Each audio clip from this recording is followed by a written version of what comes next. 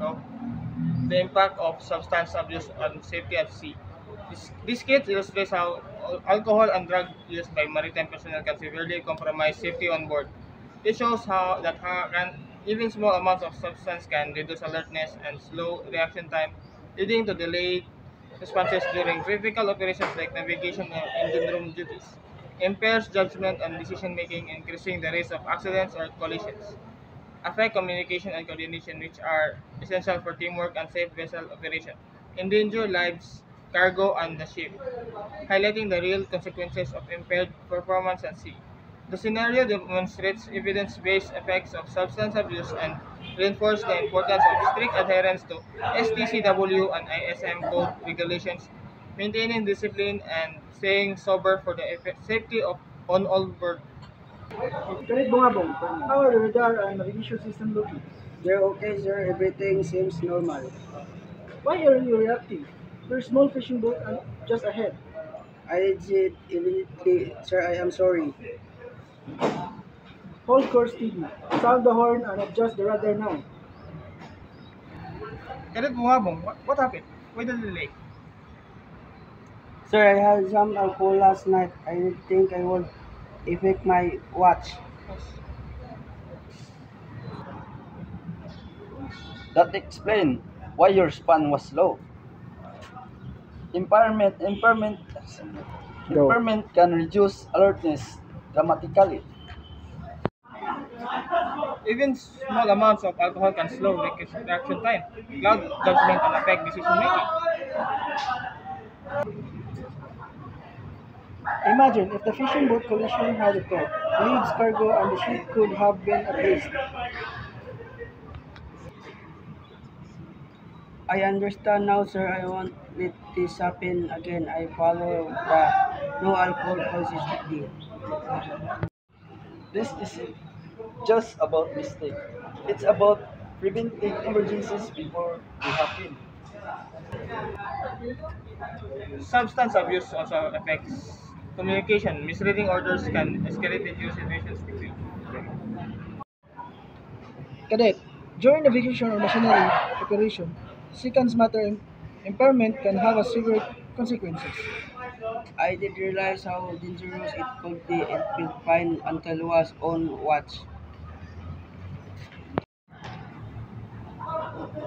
Feeling okay doesn't mean you are fit for duty. Alcohol stays in your system longer than you think. Study shows alcohol can reduce coordination and situational awareness by up to 30%, even at low levels.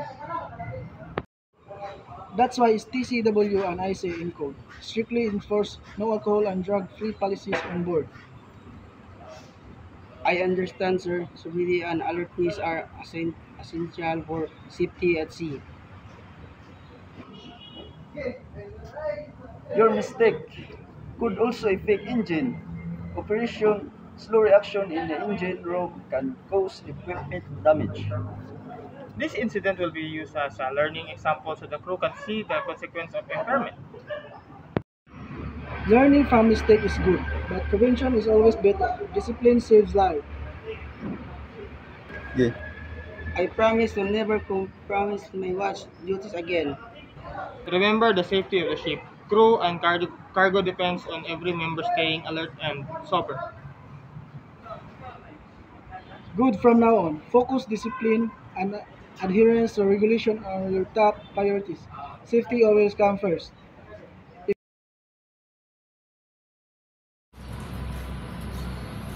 Oh, I feel dizzy. Oh, hold on. Are you okay? Don't move. It's carefully. Lay him down. It's carefully. Lay him down and elevate his legs slightly.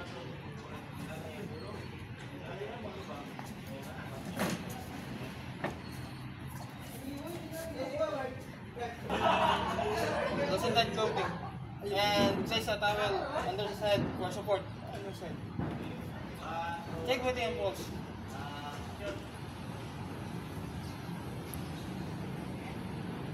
I'm monitoring. We'll keep talking to you, Bungabong, to make sure you're Stay alert and responsive. Muna? Ano ba? Yan naman. Okay.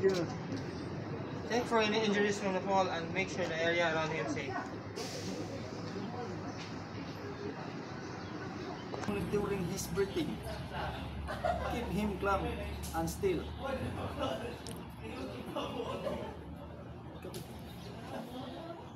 Good. Once fully conscious, we'll have him sit up slowly. Never let a fainted person stand up quickly and always stay with them until fully recover. Thanks, I feel better. I feel better now. Try to stay laying down.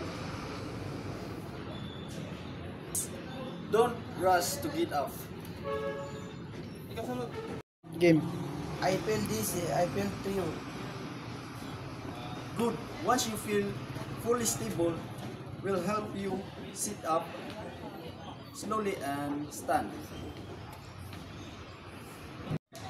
Remember, if you feel faint again, immediately signal for help. This demonstration shows the correct steps. Lay flat, elevate legs, loosen clothing,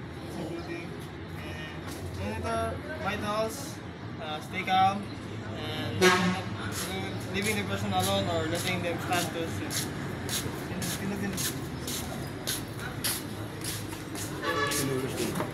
Control. And that's all, thank you!